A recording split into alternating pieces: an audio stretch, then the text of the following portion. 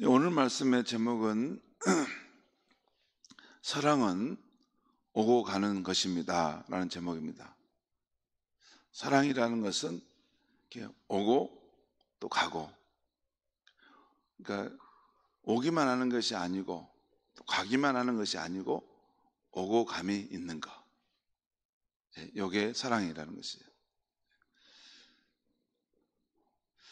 오늘 아침 우리는 성전에 올라가는 기도라는 제목이 붙은 시편 132편, 133편, 134편을 보고 있습니다. 이 세 편 중에 132편을 살펴보겠는데요. 이 132편은 하나님을 잘 섬기려 했던 다윗을 하나님께서 기억해 주시고 약속해 주신 대로 축복해 달라고 하는 그런 시입니다. 이 시편 132편은 사무엘하 6장과 7장에 기록된 이 다윗이 하나님을 위해서 행한 일을 근거로 한 시인이 다윗을 기억하시고 또 그와 그의 백성들을 축복해 주셔서라고 하는 것을 기도하는 것이에요.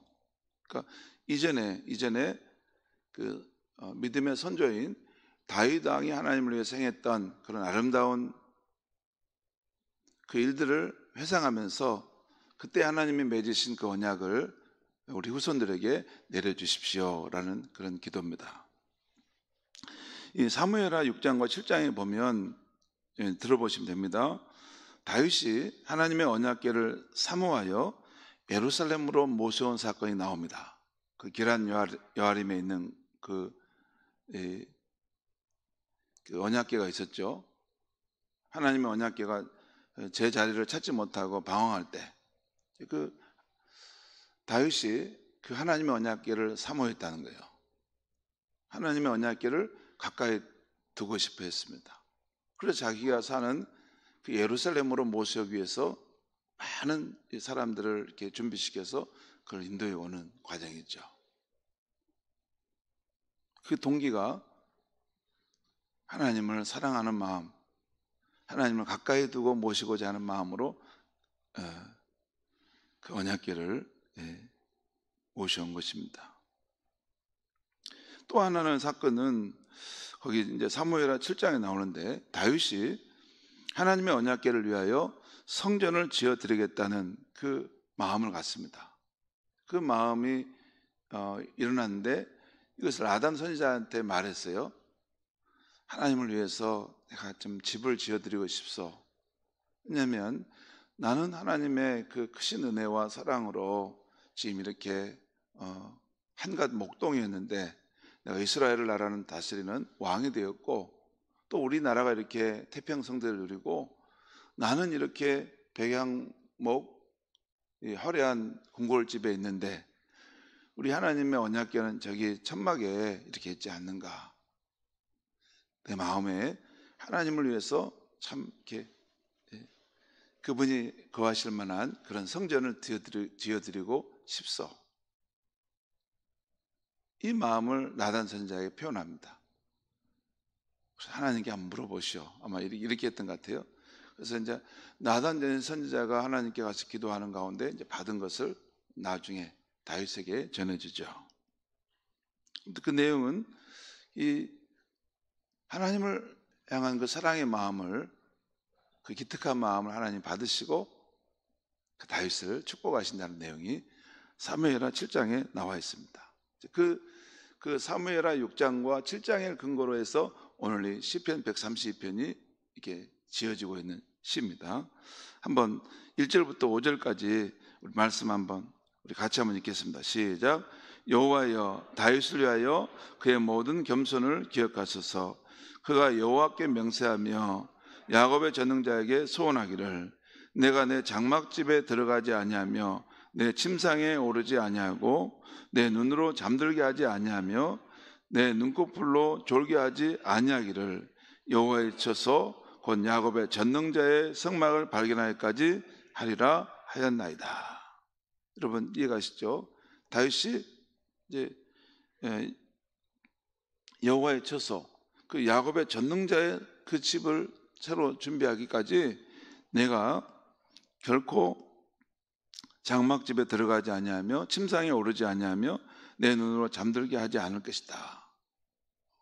이제 아주 그 하나님을 위해서 내가 이런 선한 일을 반드시 이루겠다고 하는 다윗의 결연한 마음이죠.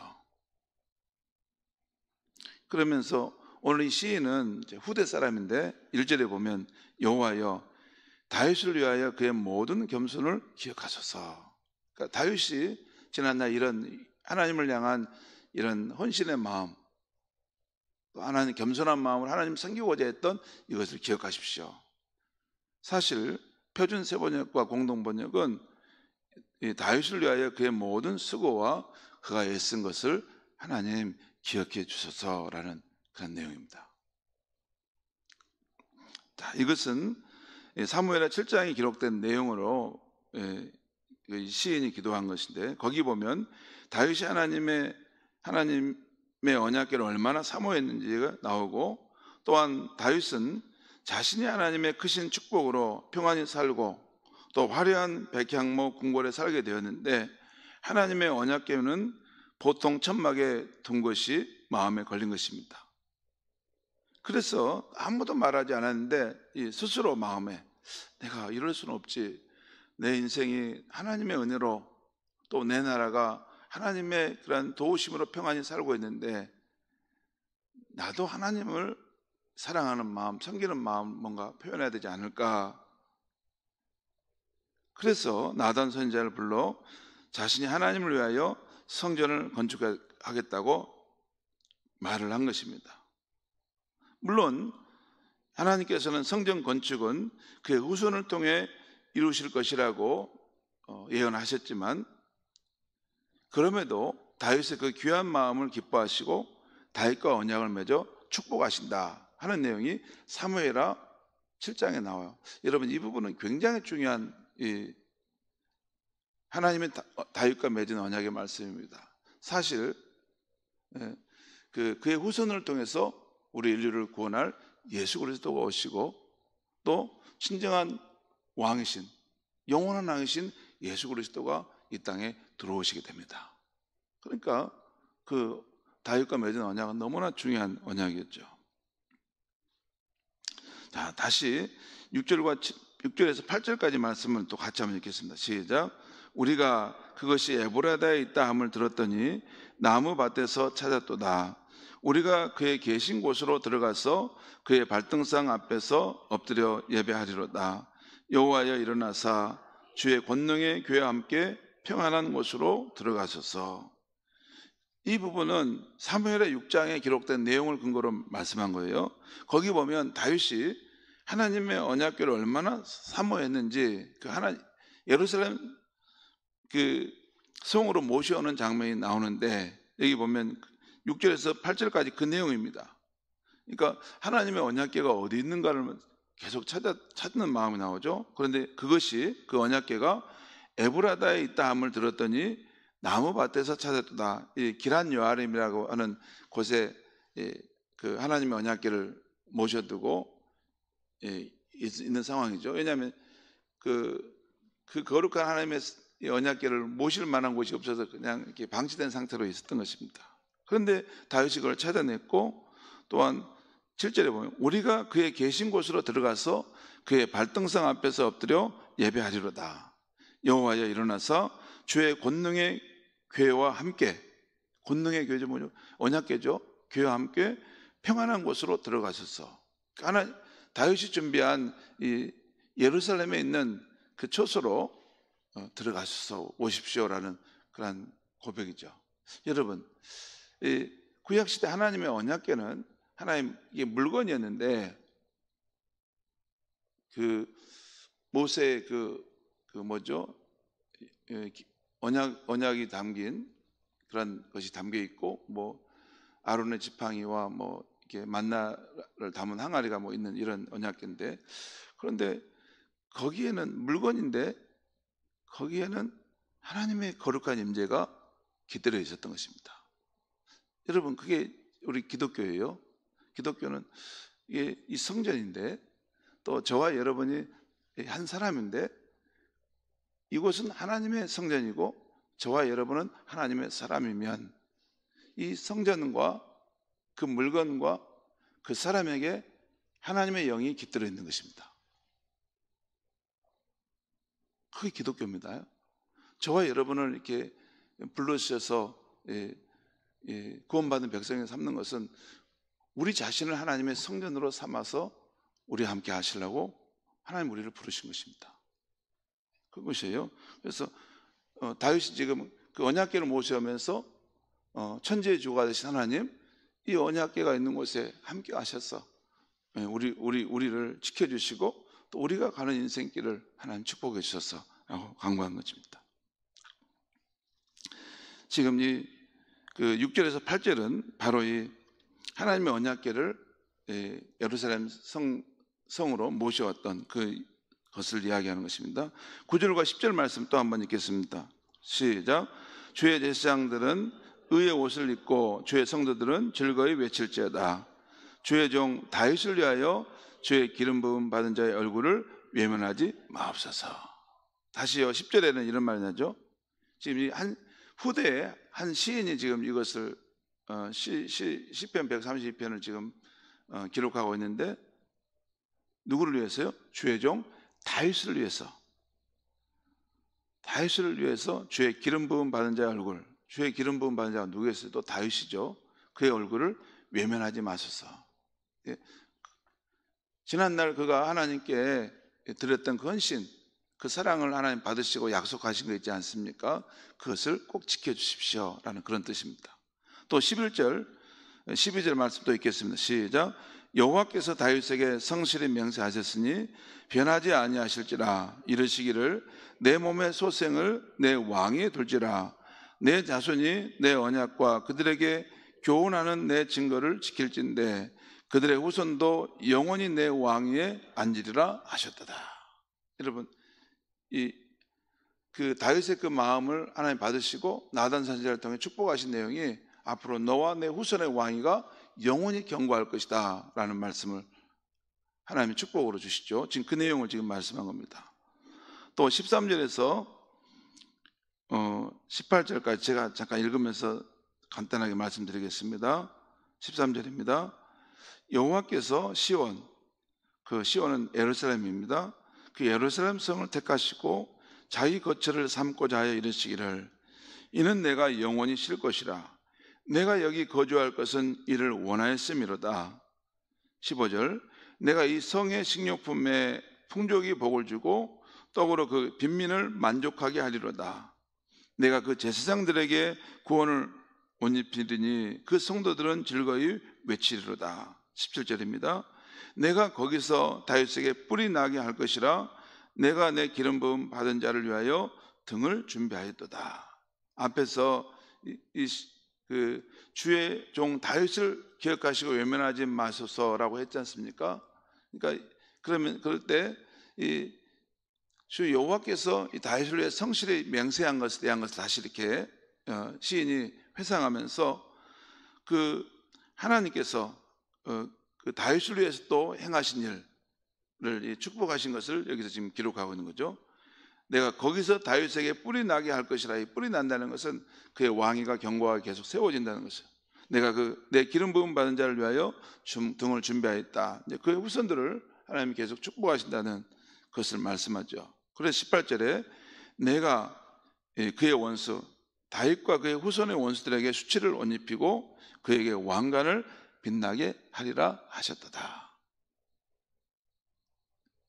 이것이 오늘 본문의 말씀의 그 내용인데 바로 이 후대의 한 시인이 그 믿음의 선조인 다윗 왕의 그 하나님을 사랑했던 그 삶을 회상하면서 또 하나님께서 그의 마음을 받으시고 그의 축복을 약속하셨던 것을 회상하면서 하나님 주의 종을 위해서 그 부분을 꼭 기억하시고 잊지 마시고 이 백성을 하나님께서 그 약속하신 대로 축복해 주셔서라고 하는 내용이 오늘 이 시편 132편의 내용인 것입니다. 성도 여러분, 다윗은 자신이 한갓 목동이었는데 들에서 양이나 치는 정도의 목동이었는데 하나님께서 언제나 자신과 함께 해주시고 또 자신을 크게 축복해 주신 것을 기억했습니다. 그래서 다윗도 하나님을 위해서 선한 일을 해드리고자 늘 했고 그 결정판이 성전을 건축해 드리려고 했던 것입니다. 그런데 하나님께서 그 다윗의 그 마음을 아시고 크게 축복해 주신 것입니다. 그 다윗과 언약을 맺어서 그와 후손들에게 크게 은총을 베푸시겠다고 약속하신 것입니다. 이건 중요한 성경의 그 중심 언약의 한 축을 이루는 다윗 언약이 거기서 시작된 것입니다. 성도 여러분, 사무엘하 7장 18절 이하에 보면 하나님이 약속하신 하나님이 약속한 이 축복을 받고 다윗이 감사 기도하는 내용이 나와 있습니다. 한번 찾아보겠습니다. 우리 사무엘하 7장 한번 찾아보겠어요. 이 말씀 오늘 사무엘하 7장에 보면 이제 사무엘하 7장 18절부터 제가 한번 읽겠습니다.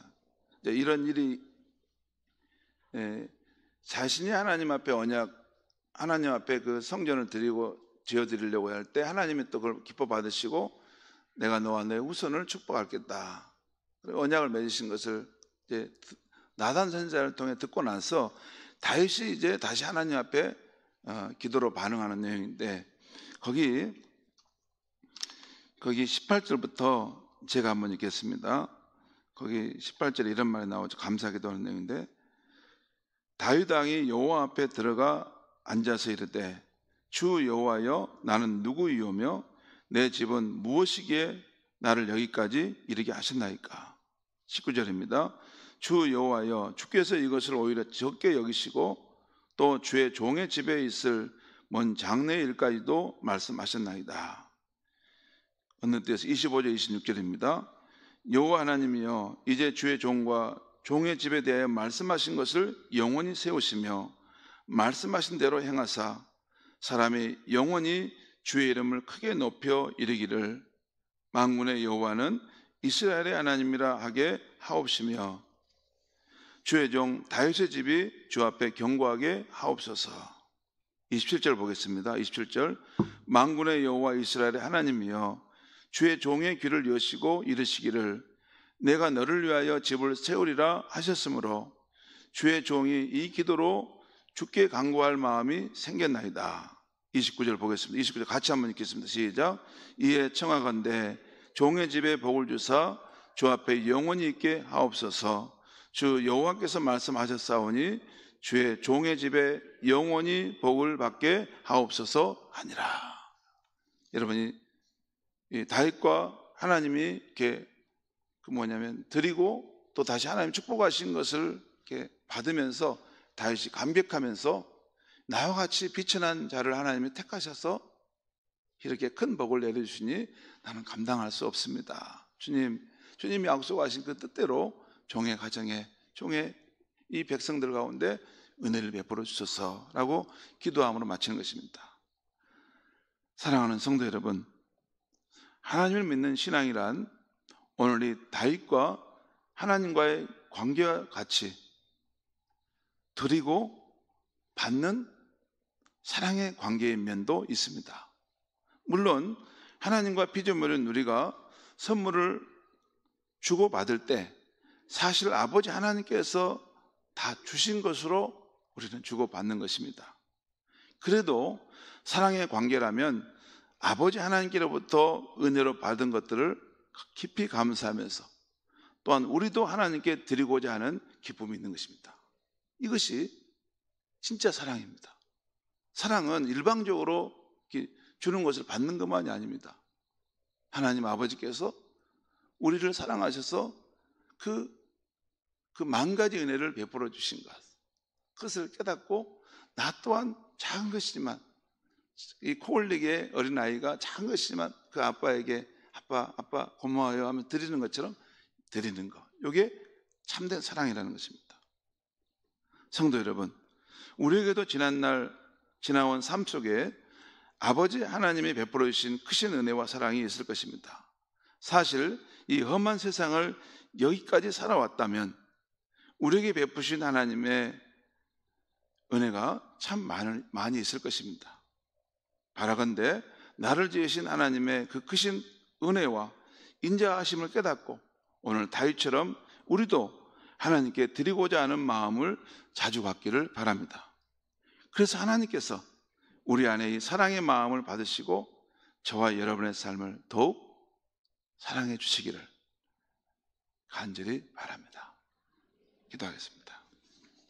하나님 아버지, 참 사랑에는 오고 감이 있다는 것, 참 사랑에는 일방적인 베풀어 주심만이 아니라 그 받은 사랑을 감사하면서 우리도 드리고 또 다시 하나님께서도 우리에게 더 큰 사랑과 은혜를 베푸신다는 이 순환 관계가 있다는 것을 알게 하시니 감사합니다.